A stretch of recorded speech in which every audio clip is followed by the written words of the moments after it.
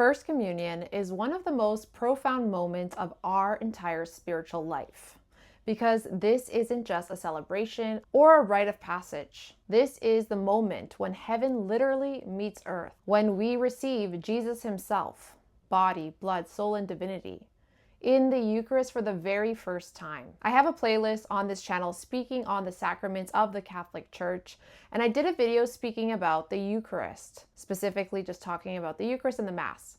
But I never got into the sacrament of First Communion in detail, and it's such an important one, so I had to make this video to add to that playlist. In today's video, we're going to dive deep into what the Church calls the sacrament of the Eucharist, through the lens of that very first encounter, which is called First Communion. We will explore where this sacrament comes from in the Bible, why it's absolutely necessary for every Catholic, and what actually happens step by step during the celebration at church. So whether you are a parent preparing your child, or someone about to receive for the very first time, or even just wanting to reignite your love for the Eucharist, then this video is going to help you see the sacrament with fresh eyes. So let's begin with the foundation. What exactly is First Communion, and why does the Church treat it as one of the most sacred moments in our life of faith? First Communion is the moment a baptized Catholic receives Jesus Christ, body, blood, soul, and divinity in the Holy Eucharist for the very first time. In simple terms, it's your first personal encounter with Jesus in the Eucharist. Through baptism, we become children of God. That's where our life in Christ begins. But in communion, we're invited to the family table. It's like being welcomed into the heart of the family meal, where Christ himself becomes our food. That is why First Communion is part of what we call the sacraments of Christian initiation. These are baptism, First Communion, and confirmation. Baptism gives us new life.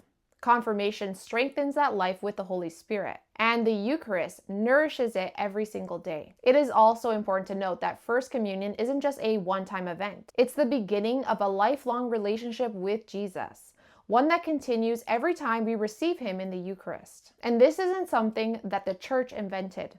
It comes from Scripture, from the very words and actions of Jesus himself. People will ask, but where do Catholics find the Eucharist in the Bible? But you see the truth all the way from Genesis all the way through to Revelation. The Eucharist is woven through the entire story of salvation. God was always preparing his people for this mystery long before Jesus was born. Think of the Passover in Exodus 12. A spotless lamb is sacrificed. Its blood marks the doorposts, and the people are saved from death. But notice, they didn't just offer the lamb. They had to eat it. Fast forward to the New Testament.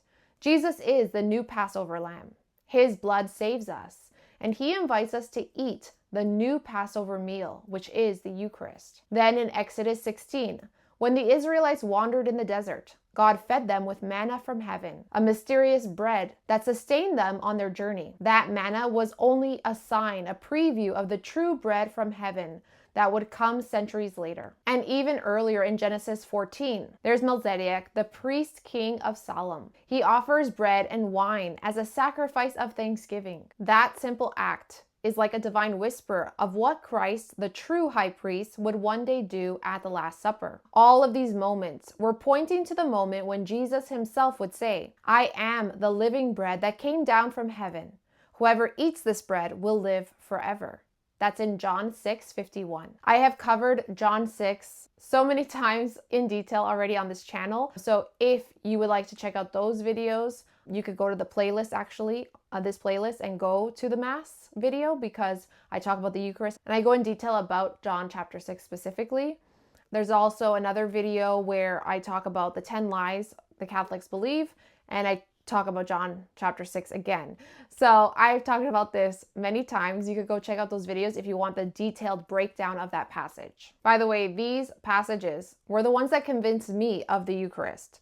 So please refer to those videos because they are important. Then at the Last Supper, Jesus fulfills every Old Testament symbol. He takes bread and says, "This is my body." He takes the chalice and says, "This is my blood." And then he gives the command, "Do this in memory of me." In that moment, he doesn't just give us a symbol. He gives us himself. Every Mass, including First Communion, makes that same Last Supper present again. The same Jesus, the same sacrifice, the same love, just hidden under the appearance of bread and wine. The first Christians understood this perfectly.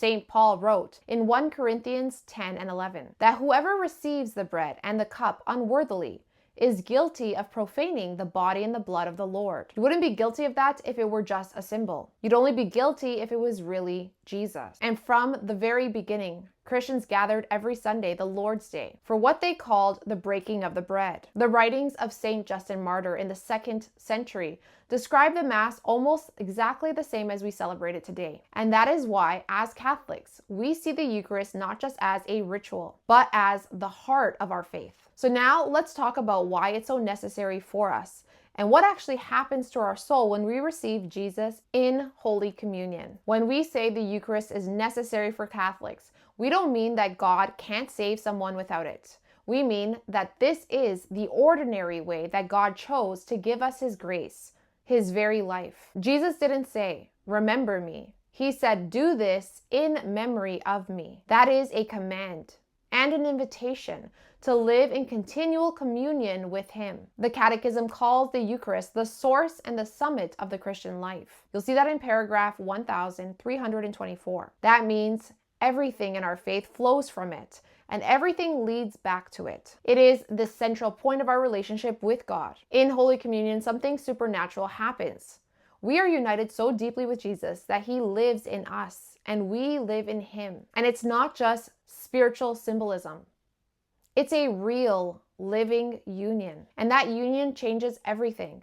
It forgives venial sins, strengthens us against temptation, and increases the grace we first received at baptism. Think of it like this. Baptism gives us divine life, but the Eucharist feeds that life. Just as your body weakens without food, your soul weakens without the Eucharist. Jesus designed the sacrament to nourish our spiritual strength, to keep us alive in grace. So every time we receive Jesus worthily, we're being transformed from the inside out. We're not just getting a piece of Him. We're being made one with Him. This is why the Church urges us to receive often, every Sunday, and of course every day of obligation, and if possible, even daily. But here is something important. Communion is powerful, but it's not automatic. We have to be properly disposed, meaning our heart must be ready to receive Him. That is why the Church asks that before receiving, we are in a state of grace. This means we go to confession if we've committed any mortal sin. Also, to observe the Eucharistic fast for at least 1 hour before Mass. Also, to acknowledge the altar with reverence and faith. Remember that communion is a relationship with Jesus.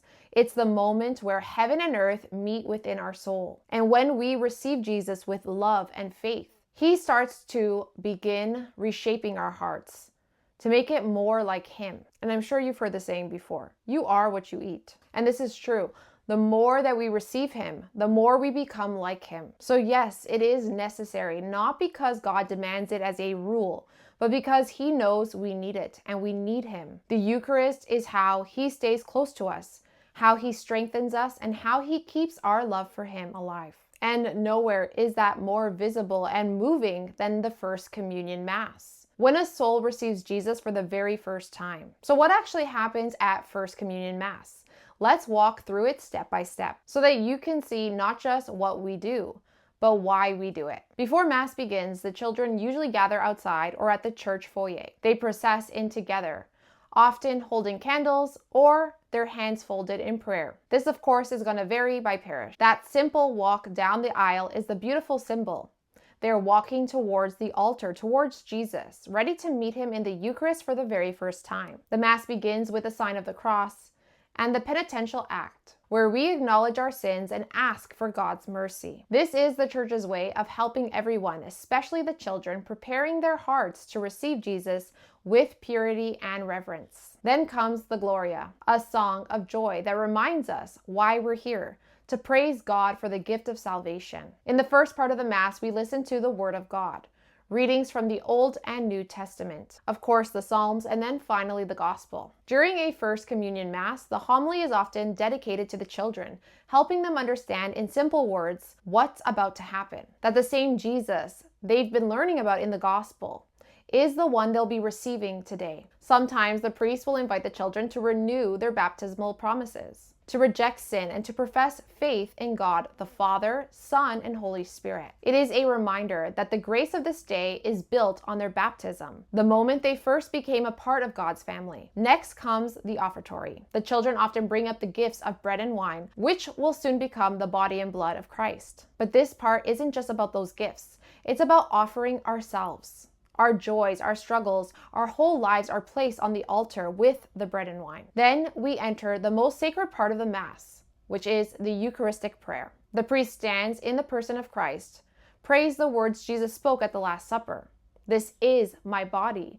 This is my blood. In that moment, heaven touches earth. The bread and the wine are no longer ordinary. They become the real living presence of Jesus Christ. Every First Communion is a new upper room. The same Jesus who sat with his disciples now come to those little children in the same way. After the consecration, we pray the Our Father, uniting our voices as one family in God. Then comes the sign of peace, a simple gesture that reminds us of something important. Before we receive Jesus, our hearts should be at peace with each other. And then the moment they've been waiting for. The children get to receive their First Communion. One by one, they approach the altar, bow, and hear those sacred words, the body of Christ. And they must respond with Amen, which simply means, yes, I believe. For the first time, their souls are united with Jesus in a way that's physical, spiritual, and eternal. After communion, there's a time of silent thanksgiving, a moment to speak to Jesus heart to heart. Many parishes include a hymn or prayer of gratitude led by the children, thanking God for the gift of his Son. Then comes the final blessing and recessional as the children process out, now forever changed. And that is why we call it Holy Communion, because it's not just receiving something sacred. It's entering into communion with someone, which is Jesus Christ himself. So when it comes to preparing for First Communion, it's easy to focus on the outside things, the outfit, the photos, the celebration afterwards. But the most important preparation happens inside of the heart. The first and the most important part is spiritual preparation. That means helping the children understand that Jesus is truly present in the Eucharist. This is not a symbol, this is not a reminder, but the living God who loves them. Before First Communion, they also go to confession for the first time. We call this First Reconciliation. It is such a beautiful moment because it reminds them and us that Jesus wants to meet us with clean hearts. Just as we tidy our home before a guest arrives, we prepare our souls before Jesus enters. As a family, preparation is key. Don't just expect them to learn it all at school or with their catechist classes. Attend Mass regularly, even before First Communion Day, so that rhythm of liturgy becomes familiar. Read the story of the Last Supper as a family. It helps children see where the sacrament comes from. And spend time in prayer. Even short, simple prayers at home make a huge difference. So what happens once the celebration is done? The best way to live out our First Communion is to keep coming back to the table. You should make Sunday Mass a non-negotiable family habit. So if you've not made Mass a regular habit, this is your call to do that. It really keeps the soul nourished and the relationship with Jesus alive. This is why the Mass is so important. Visiting Eucharistic adoration can also deepen that relationship as well, which simply means you're just spending quiet time with the one who lives within you. So basically, each time you receive him after that day, you're being shaped, healed, and strengthened by his love. And one day, if you stay close to him, that communion here on earth will prepare you for the perfect communion in heaven. So never forget the gift you received that day. And let every communion afterward be a new I love you to the one who first loved you. I so badly wish that I could remember my own First Communion. And honestly, I often wonder if I really knew it was Jesus at that moment. I wish I knew what I was thinking at that moment, because it is such a precious moment. I found my First Communion picture, and it was a picture that was professionally taken while it was happening. I'll probably just put a picture up here. Ever since I've had this picture, I've had it as my lock screen on my phone. Every time I see it, it literally just melts my heart, because even though I can't remember the details, that photo captured something I feel deeply in my soul. The mystery of the Eucharist. I honestly, I can't even fathom what's going on here. We are so blessed that Jesus gives himself to us in this way. And it's really a shame that most people don't see that. see how important and how amazing the Eucharist is. It really, truly blows my mind that in that moment, I first received Jesus for the very first time.